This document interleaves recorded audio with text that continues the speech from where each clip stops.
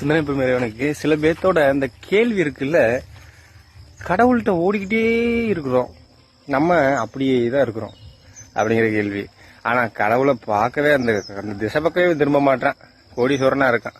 ஏன்னா அவன் மனசு ஓடுதுப்பா, அவன் மனசு ஓட வச்சுக்கிட்டே இருக்கான், அவ்வளோ ஒரு வைராக்கியமா வச்சிருக்கான். ஆகையால் இங்க 2 பேர் நல்லா வாழ்வாங்க. என்னன்னா இந்த கடவுளிடம் இருக்கிறவங்க நல்லா வாழ்வாங்க, என்ன அதை கொஞ்சம் கஷ்டங்களை அனுபவிச்சு வாழ்வாங்க. அவன் செதுக்கி பதப்படுத்தி சிற்பம் போல ஒரு சிலையை உருவாக்கிடுவான். இதுவே கடவுளிடம் போகாதவன் என்ன பண்ணுவான்னா, அவன் மனசை ரொம்ப ஃபாஸ்டா வெரி வேகமா வச்சுப்பான். அந்த வேகமானது என்ன செய்யணும்னா, ஒரு இடத்த அடையணும்னா அவன் குறிக்கோள் அந்த இடத்த அடைஞ்சே தீரணுங்கிற ஒரு வைராக்கியம் அவனிடம் இருக்கும்.